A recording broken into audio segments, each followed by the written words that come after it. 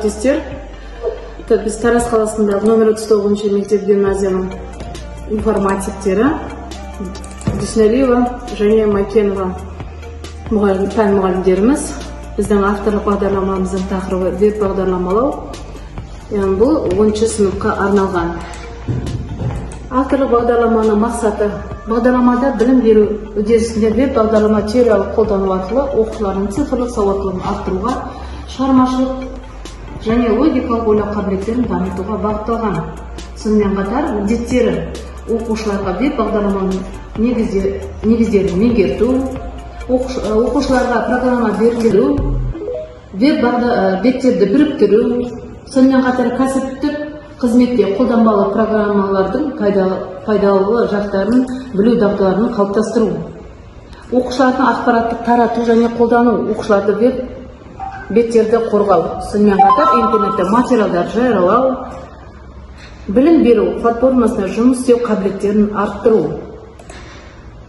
Сонымен қатар автор бағдарламаның бағыты: қазіргі таңда цифрлық технология күннен қарқынды дамып келе жатыр.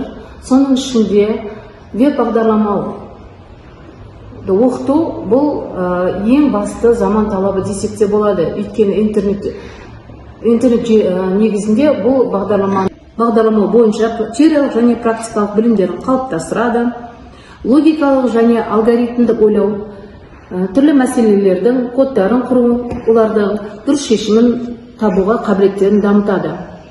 Практикалық дағдылар: әзірлеу, интерактивті элементтер жасау және шағын веб жобаларды толықтыру, шығармашылық және ойлау қабілеттері. Веб бағдарламалаудың қазіргі заманда оқушылар үшін өте маңызды кәсіби жаңалық деп айтсақ та болады. Неге десеңіз, ол балалардың қазіргі программалауды үйренгеннен бұрын оларға осы веб бағдарламалауда әшекейлеу, яғни сайттар жасау, міне осыған қолданылатын HTML тіліндегі тегтар өте тиімді. Енді сабақ форматына келетін болсақ, бізде 3 түріне тоқталайық: онлайн платформадағы интерактив тапсырмалар, теориялық материалдар мен практикалық жаттығулар және жобаларды орындау болып 3-ке бөлінеді екен. Ары қарай күнтізбелік тақырыптық жоспар бізде барлығы 34 сағат, теориялық бөлімі 10 сағат, практикалық бөлімі 24 сағаттан құралады. Күнтізбелік тақырыптық жоспар ол біздің қазір функционалды сауаттылық тапсырмалар қосамыз, әртүрлі балаларды және сабақта қызықты болу үшін түрлі платформаларда орындаймыз. Әрбір сабаққа арналған тапсырмалар және оған балаларға орындауға қадам-қадамымен жасалған алгоритмнен тұрады десек те артық болмайды. Әдістемелік қамтамасыз ету бізде мынадай бөлімдерден тұрады: қысқа мерзімді жоспарлар, дәрістер, теориялық материал түрін былай қорытындылаймыз.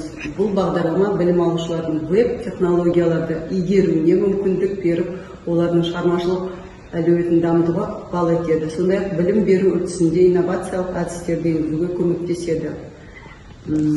Барлық осымен авторлық бағдарламамыздың жалпы құрылымын аяқтаймыз. Сұрақтарыңыз болса қойыңыздар. Тыңдағандарыңызға рахмет.